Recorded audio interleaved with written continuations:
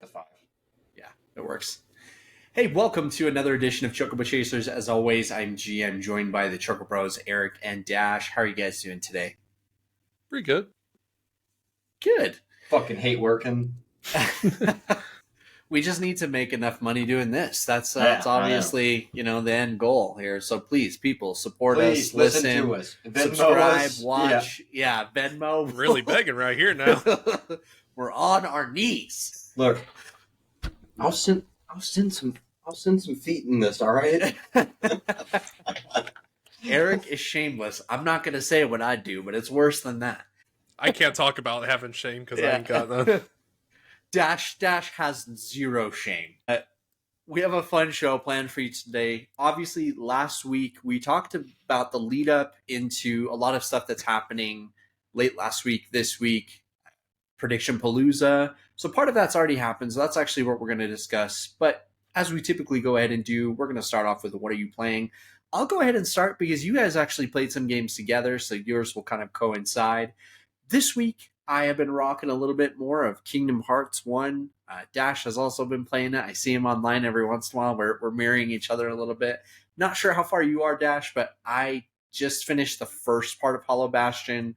And then you have to come back, get the navigation gummy installed, and then go back. And now I can go get Oblivion and start doing the secret bosses and everything are all available to me now. It's going to start after you seal the Hollow Bastion keyhole. That's when, you get the big fights at the Coliseum start to become available. So it's the fun part of the game where everything really starts opening up. You can do all the Dalmatians, all the Trinities, all that kind of stuff. So Kingdom Hearts fucking rocks. One thing, I've been thinking about this a lot. Dash mentioned it last week. Level design in KH1 really is it's a marvel, especially considering for a game that came out 20 plus years ago. It is so good.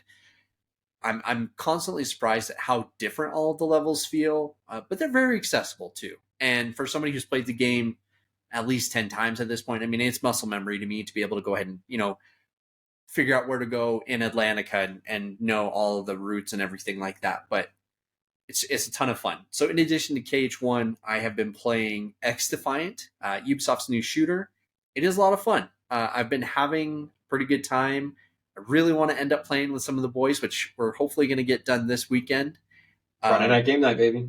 Yeah, we'll fingers crossed that we can go ahead and make this happen because I'm having a lot of fun. I do have some critiques, and I think we'll talk about that here in a little bit because Eric, I know you wanted to go ahead and mention some of that. But in addition to those two, been playing a little bit more of Nier Automata, which a fantastic game if you've never played it. This is my third or fourth time playing it. The music is maybe up there with Final Fantasy for how good it is. Really can't describe how great of an atmosphere that Yoko Taro has created in that game, just from the music, from a gameplay, from a character design perspective. It's all fantastic. So in addition to those, I'm really finally slowing down off of Madden. I think I might finally be done as we are kind of in the runway now for EA College Football 25. I took a really awful, terrible Giants team, and within 3 years, I won the Super Bowl on all Madden, had a new QB, all this stuff, and I feel like I've accomplished everything I want to within that franchise, so I think I might just leave it, and I might be done with it for a minute, so we'll see what happens. Dash, I'm actually going to pass it off to you. I'll start off with more Hades 2. Not too much, maybe a few hours, but I finally beat the second boss a couple times, so now it's the fun part of trying to beat the third boss, which has been a challenge. But I'm slowly getting better. Obviously, it's one of those games where you just gotta grind currency to get upgrades for the Arcana cards or for whatever incantations can boost your stats. There's a lot of placeholder assets, obviously, because it's early access. So all the keepsakes have their own. It's just a ring with a letter on it. There's not a unique icon for it, or even some of the characters you interact don't even have a sprite yet. So it's interesting, and I'm wondering how it's going to be once the final product is there. But still can't report a full run yet. This is probably going to be like me with Hades 1, where it's going to take me such a long time to get one full run done. because I'm not like, I really like this third area because it's just big open fields and you can get multiple items in those runs. But honestly, it's not that hard there. It's the bosses that are really bad. But also did some X Defiant, so probably played it for like 2 hours, however long Eric and me played with his friends before some of them raged about it. And Some of them did they rage? and we ended up going to Valorant after that, and this was pretty much my first time ever really playing Valorant. Okay. So that was an experience. It's definitely a very big change of pace for someone like me who's always been a run and gun shooter kind of person. And Valorant is not that kind of shooter. So I had to have that adjustment period of, okay, you have to plant your feet and shoot kind of stuff. Yeah, and, you can't. You got to stop and shoot. You can't be shooting while you're moving. it took me a while to get used to that. Maybe I'm not that good. It's just kind of, it's a different type of shooter, and I can understand the appeal for it. And the only reason I'm gonna play is because I have friends that play. I'm not gonna go out on my own and play by myself, especially with a community that I know is not that great. I don't want to deal with teammates shit talking me. Also, Definitely don't want to ever fucking play with us then again. I can handle some roasting from my friends, but actual malicious. Like, there's some malicious yeah. stuff in Valorant. There's roasting and then there's toxicity. Like there's a fine line between the two. Let's see. Also, just jumped into some Diablo 4 the other day. Ooh, just to season check 4. Out, yep, just to check out the new season. I was actually just doing that right before I jumped in for this call. Is it better? It's much better. Like, within the couple hours I played, I'm already level 42. Cool.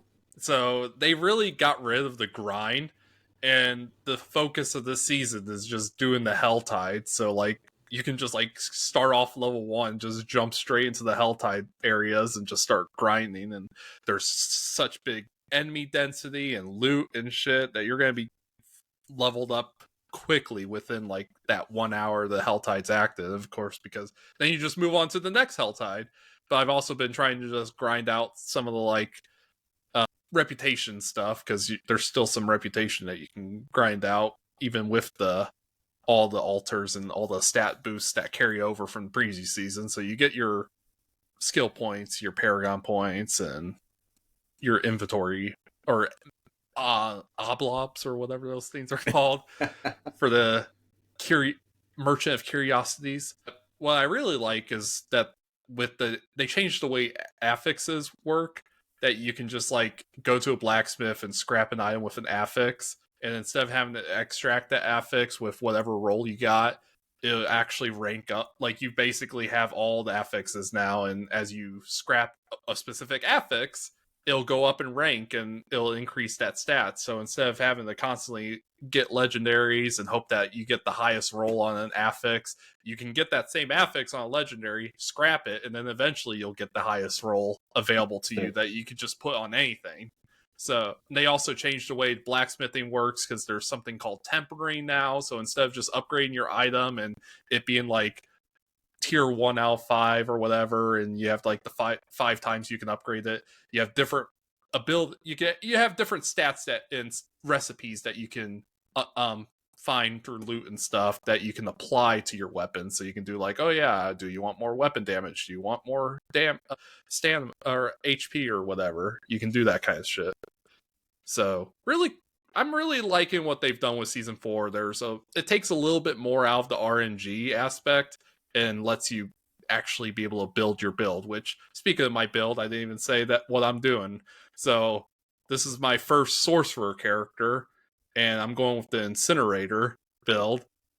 Just fucking line people up and just have your heat ray and just vaporize everyone. So that's just kind of been my way of rolling around. You can even shred a boss pretty quickly. So I'm not sure if it's just my build or if they kind of made things better so that you feel more powerful too. They got some new elixirs, which everybody talks about, like the elixir of Holy Rain or whatever that is, where it's like the same effect that you get from the conduit thing where you just get fucking lightning surrounding you constantly and just raining down on enemies. So you get high DPS just by doing that shit. But really good season. I mean, I could see myself playing a lot more. Obviously, from playing a couple hours, I came back the next day and did some more. So it's definitely enough to keep me to come back. And also, finally, Kingdom Hearts. So I'm actually at the point where I have the final save right before the Ansem fight. Okay. And at this point, it's just grinding out the optional content. So I think I'm like level 62. You're way ahead of me. I tried like a Sephiroth run at level 62, obviously, and that didn't go too well. But I just wanted to see what would happen if I tried it at that low level. But I need to just grind out stuff, get all the crafted materials and all that shit, and do the ultimate Keyblade so that I can have everything I need to go forward. Awesome. Eric, what about you, man? What have you been playing this week? So, not a ton. I spent a lot of time playing X. I did play a good bit of X Defiant. Like Dash said, we played for a couple hours on Friday. A couple guys got mad, so we swapped to Valorant, which we actually had a lot of fun. We played a few games. We played against what I'm almost certain was a cheater, and they were going ape shit. And then we ended up pulling out the win, so it was very satisfying to do that. So we talked a lot of shit after. It was great. But one thing, so X Defiant, man, I like it. The gunplay is good. At first, I hated it. I guess it's just like, I don't like, the guns get way better after you put attachments. Yeah. And it's very basic. And getting adjusted to like the time to kill at first was really, because I felt like I was putting a whole mag into people. I had to switch. Yeah, I had to switch to an LMG because I felt like every gun I was using just was like just bullet sponge. I was not killing anyone. There's some weapon balancing that needs to be addressed for sure. Oh, the snipers are crazy. If you have somebody who's that's what kind of ruined the night for our friends. Was some dude was absolutely dunking on us with the sniper, and the dude got like 50 kills. Yeah, and just took over the match. Game modes did you end up playing? We played Occupy. Okay. The Overwatch mode. The escort one. Okay. The escort, and then so Occupy, Domination. Those are the three I played. Honestly, Occupy is a lot of fun. I mean, it's just King of the Hill, which King of the Hill is always a good time. But the escort mission was a lot of fun. It's a lot of fun, right? I had a blast playing that. Yeah. We played that a few times over the weekend, and I ended up playing probably 3 or 4 hours on Saturday. One thing I think that is pretty underrated, the maps are pretty good. The maps are good. They're different, which is something that we've kind of needed in the FPS space, and they're a lot of fun, and they definitely bring the detail, obviously, of like the different games in the Ubisoft universe forward, and it's just really cool to see. Yep. No, it's a lot of fun. Escort was a blast, and then I played some more single player Tarkov. Of course, can't go without playing that. So I quested a little bit more. I got to a lot of the Shoreline map quest, which if you play Tarkov, you know how Shoreline can be sometimes, and ran into there's 3 bosses that roam around on that map. One of them doesn't have footsteps, and in a game where you rely entirely on sound, it's kind of hard terrifying to fight sometimes. But he's usually not far behind the other 2. So like when one aggroes to you, all 3 will chase you, and they'll chase you through the whole map. Okay. Until you like either run away or fight them most of the time. And they all have a bunch of meds, 2 guns, 1 carries a grenade launcher. And very satisfying to get a grenade launcher and use it in Tarkov. Don't use it too often, but it's a lot of fun. Hell yeah. Well, that's awesome. Like I said, I hope we get a chance to have a collective what are we playing next week, which is the plan. But you know, life just gets in the way sometimes. Yeah. G hates us, man. Yeah, exactly. I fucking can't stand these guys. Before we get to our next topic, one thing that we didn't talk about before the show, but I wanted to make sure that we're wanted to give a huge, heartfelt congratulations to one of our previous guests, Caleb Pierce, who just recently announced he's going to be a dad for the first time. So congrats, Caleb. Like we are... He's not on Twitter, so I must have missed that. Yeah, he doesn't do social media right now. Happy. Yeah, But he and his wife are expecting their first child, which is so awesome. I got to touch base with him a little bit in his Streamly event that he did with John Bentley. And Caleb has been insanely supportive of the pod and has done a really good job, like keeping in touch. Is the friendliest guy that like you'll ever talk to. I really can't say enough nice things about him. So congrats, Caleb. You're going to be an amazing dad. And hopefully we can get in touch with you and, send a little Chocobo Chasers gift your way. But let's come to Florida for a convention. Yeah. if you come to any of the cons, we will all be sure to make sure to touch base with you there. And like you said, congrats. So I mentioned at the top of the show, PlayStation State of Play happened. We did our Prediction Palooza last week. And some of the stuff actually that we predicted did end up showing up at the conference. Silent Hill 2 was one that we all were pretty, this is going to happen. Yep. But honestly, that might have been like one of the only things that Monster Hunter, was another thing that we kind of talked about. Concord was another. I think I might have mentioned Astrobot, but not to the extent, obviously, that it was shown here. So we'll take a minute. Let's talk about some of the games that we did see. I'm actually just going to kick it off with Astrobot. This is the game of the conference for me, just because this could be a game, I think, that could be a huge family seller, because Astrobot is a platformer. Platformers are typically really accessible. Like I take my wife, for example. She's not a huge gamer, but she loves platformers because they're easier to kind of get into. And they're typically kind of more lighthearted. They're fun. Astrobot kind of takes this to the 1000th level. And, it's going to have over 80 levels. We're obviously, you can see there's so much callback to all of these other PlayStation titles. We've got Parappa, we've got Bloodborne, we've got God of War, Horizon, Uncharted. Like there was at least like 10 to 12 just in the trailer, and they said that there's going to be tons more. So the game launches September 6th, which is pretty fairly soon as well. So that's going to be one of PlayStation's, I think, larger titles for the second half of the year. And honestly, based on the trailer alone, we might be looking at a potential Game of the Year contender. It looks like a full-fledged game, which I know the previous Astrobot games really haven't been. That's probably why I wasn't really sold on it at first, because I always felt like the Astrobot stuff was like tech demo stuff for like the console and accessories. Right. And Dash, you made a good point when we were talking about it, because, there's a ton of excitement about Astrobot, but PlayStation's already had a platformer previously in Little Big Planet. Yep. And I'll say that Little Big Planet, I enjoy the Little Big Planet games, but I do think that they are much more child focused, just in terms of like the atmosphere of the game. And they're very, very easy games. I will say, so as someone who played both, obviously the Astrobot game that came with the PS5 as well as Astrobot VR, they're definitely a lot more challenging. And I think that might be, this is kind of a middle ground between the two. But I definitely can recognize what you were mentioning, because obviously Little Big Planet was kind of, taking up this space originally. And now it seems like Astrobot has become, PlayStation's main platformer as of now. They're always switching. That's the thing. It Yeah. used to be like Crash Bandicoot, and then it was Jack and Daxter or Ratchet and Clank, and then... And now Crash Bandicoot is owned by Xbox. What a weird time we live in. Yeah. But no, it looks like a great game. I'm really excited for it. I will probably be picking it up day one, just based on, obviously, a lot of this is pending reviews and all of that information. So we'll just have to wait and see.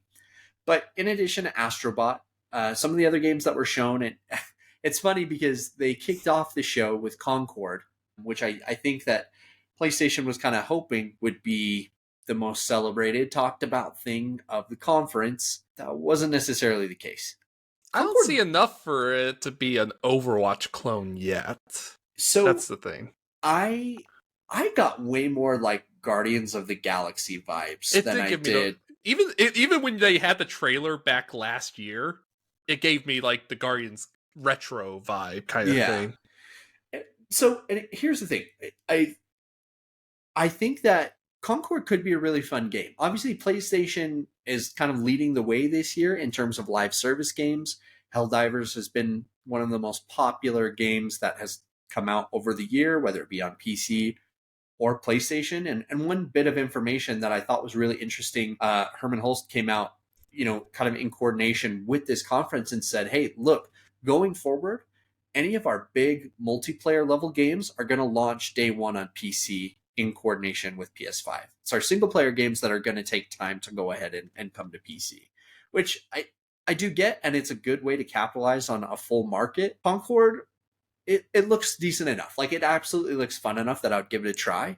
But it certainly didn't wow me in the sense that, Astrobot or maybe some of the other games did. It's something I'll try the beta just to get a feel for. If it plays well, and if it's just an Overwatch clone, which it doesn't seem like it is. I mean, Yeah. I get it.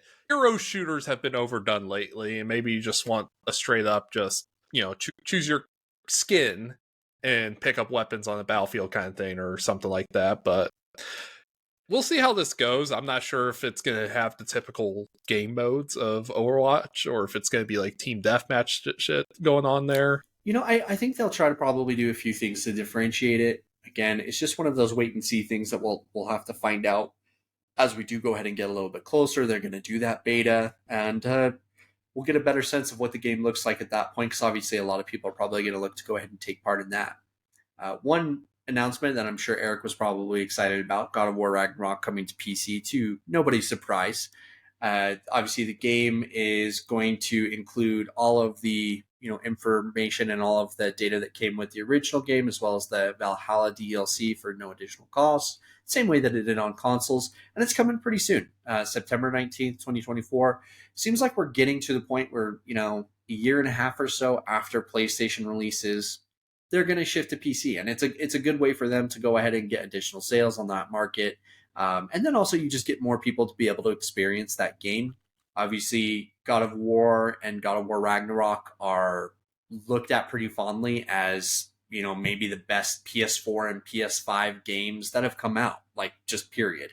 So more people getting to experience that is not a bad thing. I'm excited for them to continue down that road. So in addition to Ragnarok, one that I'm still just I don't understand why this game was made. Until Dawn. So this is coming from, I liked Until Dawn. I thought it was a fun game. And they have tried to replicate it in other fashions and haven't been able to do so. I think the Query came close, but I haven't tried that one yet. Yeah, so, and they're the Dark Pictures anthology games, like they were trying to emulate a lot of what did that. And I think a lot of the devs are the same people who worked on Until Dawn. So that would make sense. But so this goes back to conversations we've had about, like, how long should you be waiting to remake or remaster a game? I mean, this is a mid, like, PS4 game. I don't think it necessarily needed a remaster. And I think it's technically a remake, actually. Yeah, and it doesn't. I didn't play the first one. Apparently there was cut content from the original Until Dawn that they are going to include here. They're going to increase, like, the length of some segments. See, and I think that's very cool, but we all know also that this is probably going to end up being a $70 game, and it's just, it's way too much money for a game of this scope. So if it ends up being $40 to $50, it's a little easier pill to swallow. I don't necessarily know that this was. There are other games, wink wink, Bloodborne, that everyone has been literally begging to be remastered, or even just like a 60 FPS update, like give a next gen update. People just want a remaster at the very least. They do. And Sony owns the Bloodborne IP. FromSoft literally cannot do anything with it unless Sony officially gives their go ahead, which I know a lot of people are really pissed about, and it pretty understandably so. They're sitting on money. That's what they're doing. So part of me thinks that they're just sitting on it because they want to use Bloodborne in the same way that Demon's Souls was used as a launch title for the PS5. Ooh. And then Bloodborne ends up being a PlayStation 6 remaster launch title. So you heard it here first. Maybe that's potentially what's going down. Some of the other the Horizon remake before we get. The shitty part is that is actually coming. So it's like, it just, yeah. Some of the other games we can kind of just briefly touch on this. Few VR games. Skydance is getting into video games now, which is cool. Yeah, it's kind of weird. Yeah. Their Behemoth game looks pretty decent for a VR game. Like, I have a PlayStation VR 2. It's definitely somewhat interesting to me. The Alien game looks terrifying. That looks fucking crazy. No thanks. As someone who loves Alien Isolation, I cannot wait to play this game, because this basically just seems like almost like a further expansion of that. But one game I do want to touch on, and I know that you guys were both fans of this trailer, Path of Exile 2. That's why Diablo has gotten their shit together and needs to keep doing it, because that looked fucking good. Just like the old Diablos. I mean, it looks cross progression. Yeah. Couch co-op. It's yep. That's easy. That's easy giant seller. Like, it's gonna print. I actually enjoyed doing like Diablo 3 couch co-op for like the PlayStation when they first released that. That was I wish more games just supported it. Like, couch co-op used to be the standard, and now, I mean, it's a newsworthy thing when it happens for games now. Rest in peace, Halo.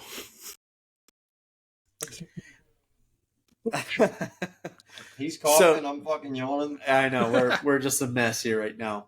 Monster Hunter, I'm not a big Monster Hunter fan, so this was not something that was super appealing Not to my me. cup of tea, no. I know, Eric, part of your big gripe with Dragon's Dogma 2 was like how you really didn't like the combat, and this seems very similar. And I've played, what was the last one? Monster Hunter World? Well, there's Monster Hunter World, and there's Monster Hunter Rise in between. Yeah, that was so like I played World, and the world building is good. The monsters are cool.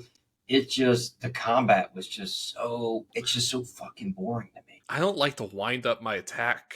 Yeah, and you could even see it in the new trailer that they had. The character they were trying to wind up, and they were getting hit smoked every time. They were getting smoked every time they went to hit something. Yeah, that's not fun to me, man. Yeah, it has its dedicated fan base. God of War, and I'm going to keep saying it till I'm blue in the face. Ghost of Tsushima has some of the best combat, and so like I will hold stuff up to that standard, because the fighting in that is great, and the fighting in God of War is good. Yeah, absolutely. And I know the Monster Hunter fans are probably going to get us about that, but I get that it's probably about like the tactical aspect of timing and placement and all that kind of shit. That's cool. Hey, if you like it, it's just not for me. It's just it's not for us. Because and it's funny because it is Capcom's best-selling franchise, like by a mile. It outsells Resident Evil like crazy. That being said, horror games, similar to film, have a much smaller audience, and I think that their operating costs, like film, is also typically much smaller. So there's a lot of parallels there. So speaking of horror, let's go ahead. Have you seen the trailer for Long Legs? Oh my god, that looks fucking awesome. I'm sorry to derail us real quick, but we started talking about horror, man. But dude, it looks good. Yeah, it's good. I'm a horror fan. Can't wait to be let down, because the trailer, you know how it goes. No, it's always gonna be something fucking stupid. Speaking of horror that is going to let someone down, Konami is making a new Silent Hill game. I guess Bloober is technically making a Silent Hill game. Yeah. Silent Hill 2 is obviously being remade. We finally got the launch date, October. Perfect, coming out Halloween time. Like, this is exactly what should have happened.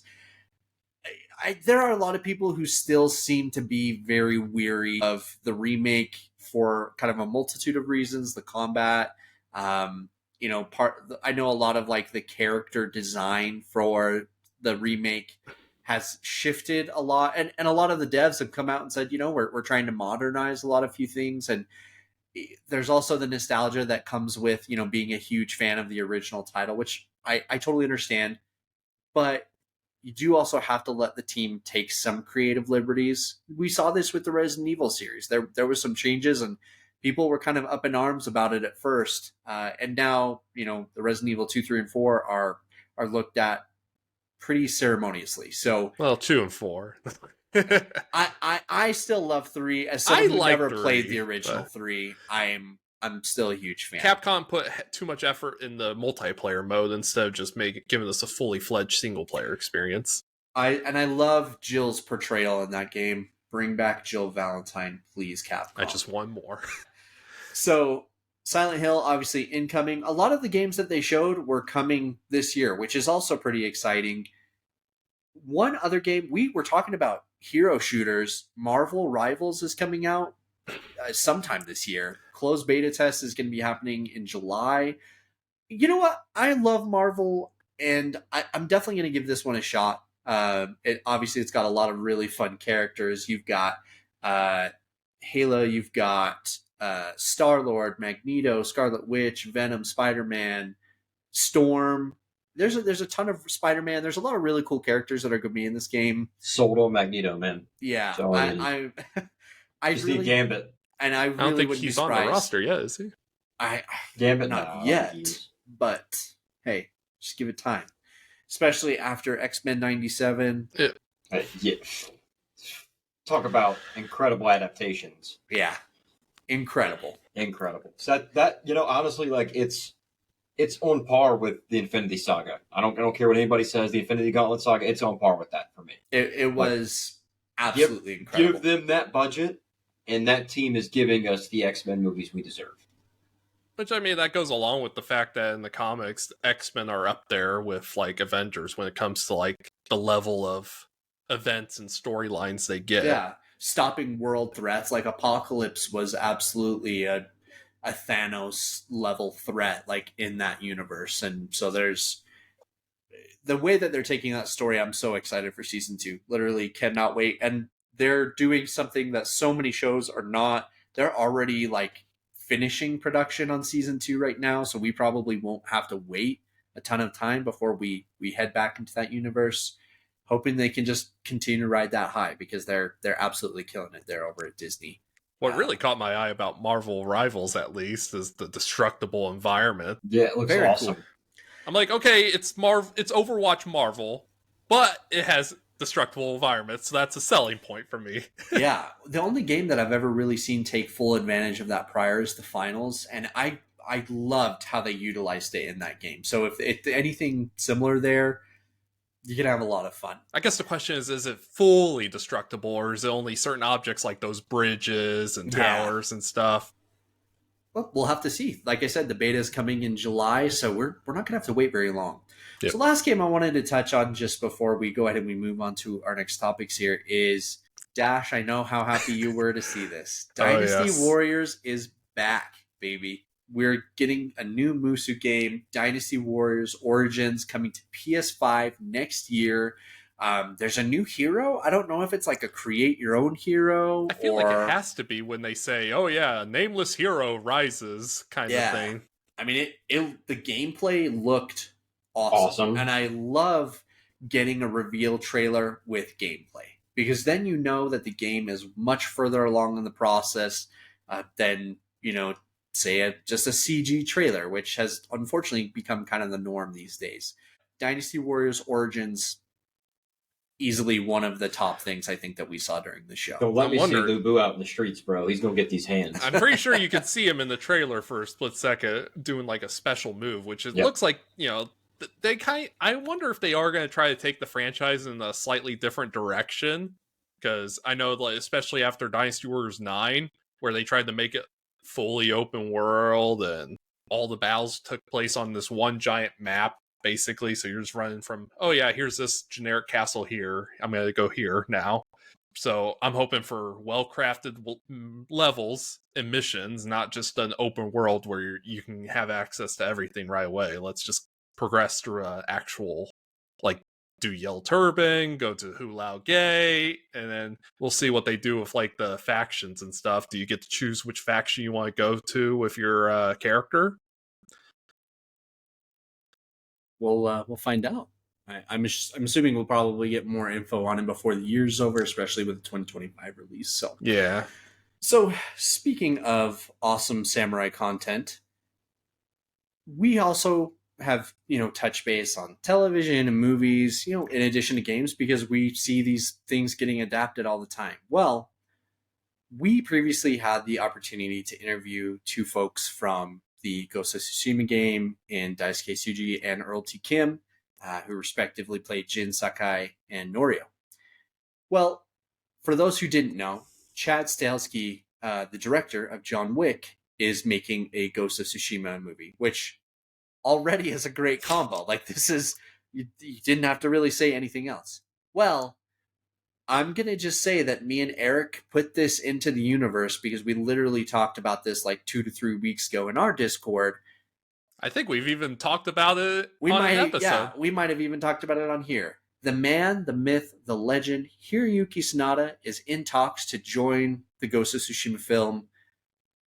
There's only one role that this man could be playing, and it has to be Lord Sakai. It has to. Like, or Lord Shimura. Shimura. Thank you so much.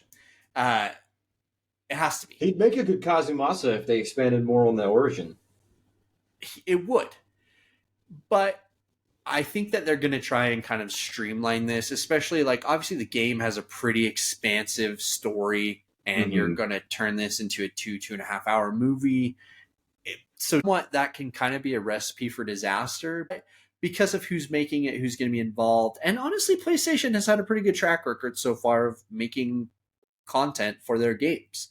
So I'm excited. Anybody who is a Ghost of Tsushima fan should be excited. Hiroyuki Sanada is an incredible actor. Again, go watch Shogun and be mesmerized because it is probably the best show of 2024 so far. Although we are getting The Boys and House of the Dragon literally next week. So we'll have to see if it stands the test of the year. But I mean, it's up there with. We with eat easily. good this year. Let's Yeah. just say. Ken Watanabe, or is that how you say it? Watanabe? Yeah, Watanabe. Yeah, Sensei Ishikawa. I literally had the same thought. Me and Eric are just we're feeling it right now. So in addition to Ghost of Tsushima, Arcane Season 2 is coming. I have not seen the first season. I have heard incredible things about it. I've never played League before, so I don't know if that's like a prerequisite or anything. They're going to get flamed really hard by people. Okay. Well, thank you so much for that. I will League make sure to is avoid just a way to play the game. It's kind of like Overwatch. The characters have all their lore and story, but that's all in the background. The game is just to play as these characters and these fictional matchups kind of shit. But like what Arcane really does well is it's like an origin story. So you don't have to know anything about these characters prior in the League universe because this is all kind of leading up to it. Okay. Yeah. Yeah. Well, Arcane Season 2 is coming. Netflix, I think it's in November. So definitely be sure to go ahead and check that out. Obviously, we always want to make sure to highlight whenever we're seeing new content like that pop up because it's exciting. We have the Silent Hill 2 trailer also. Yeah. Or not Return to Silent Hill, I should say. The film Return to Silent Hill. And what we saw looked pretty good. You know, the first Silent Hill movie was pretty good, actually, especially in terms of horror, in terms of budget. It's got a great cast. I mean, we talked about it a lot last week, but the second movie was made by someone else. It's pretty terrible, but both films had a pretty stacked cast, and we're seeing, you know, just some of the imagery and everything coming from Return to Silent Hill. Really positive stuff there. They're basing it heavily on Silent Hill 2 this time, it looks like. Which is not a bad way to go. Yeah. Imagine making a movie and actually basing it on the source content. Who would have thunk? Resident Evil. That's what the director said. I Dang. like the director's take on it. If you watch that Silent Hill transmission where it was the behind the scenes, him talking about it and stuff like that. And he's even talking about like how he's using practical effects. So he's getting like dancers and acrobatics to play the monsters so that they could do all these kind of shifty movements better. I mean, it's the Ray Park effect. Like, you know, you have this guy who's just incredibly talented. And if I'm remembering correctly, like Ray Park was not brought in to play like Darth Maul when they were it was Benicio del Toro. Yeah. And they didn't have enough lines, so del Toro left. And Lucas goes, well, fuck, if I don't have any lines, they just gave the stuntman the part, basically. And he fucking killed He was Toad, too, in the original X-Men. Exactly. So You got Benicio del Toro in The Last Jedi instead. Dog shit. Dog shit. Fuck. All right, let's change. Fuck that. Change the subject. So Might as well just get me started on the Rings of Power while we're at it. Also, dog shit. The practical effects, though, are very good. I will give it. And the music's good. Fuck that show, bro. So just today, we got new news. PlayStation VR to PC support is incoming, which is awesome. What is not awesome is that you do have to buy a $50 attachment for your PlayStation VR headset for, what is already a pretty pricey piece of hardware. A wire? So it's not just a wire. It's got it's a whole shebang. But sure, VR headsets for PC. They're pretty expensive. Yeah. Like $1,000. Okay, so I mean, if you're going to get the the PlayStation VR and then the attachment, you're still kind of saving some money, though. You are saving some money if you're planning to do that. If you're in shoes like mine, I am a PlayStation VR 2 owner. I have not used mine in quite a while, unfortunately, because there's just not a ton of games to play. But that new Alien game's coming. I would 100% pull it out of the box and start playing it for that. And then, with this now, the possibility is kind of endless, because there are some games on PC, like I'd really like to play Half-Life Alyx. Well, I'm going to get my opportunity now because it'll be supported. I just have to purchase that attachment. So definitely something I think that a lot of PSVR 2 owners, gosh, that's a fucking tongue twister, are going to be really... PSVR 2. Yeah, PSVR 2. But I think it's something that they're going to be really supportive of. I think that PlayStation is kind of looking at the PSVR market as like, okay, this might just be something that is just too niche, like for us to invest heavily in, and I get it. Obviously, it is kind of a niche thing. It has to be something that people really are invested in, and part of it is like, I want a full game built in VR. I don't want to just have like what feels like experiences. And we haven't really gotten that. The Horizon games. So Resident Evil are playable, but they weren't necessarily built for VR. The Horizon game they built for VR was awesome, but that's one game, and that came with my VR.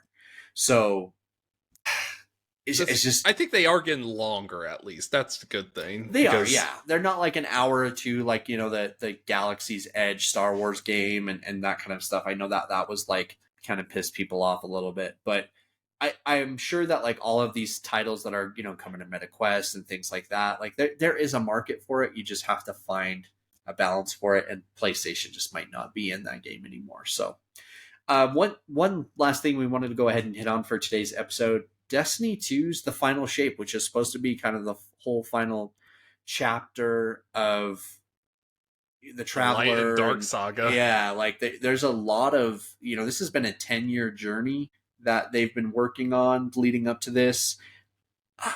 I don't know how to feel, because Destiny has been so hot and cold in their releases ever since, really since Destiny 1.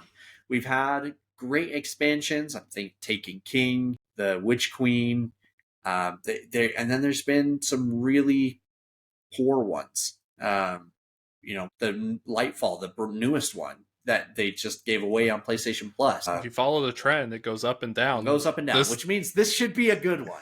and for it being the end, and for them putting so much emphasis on like, this is something big. There's a new power coming, which is really cool. But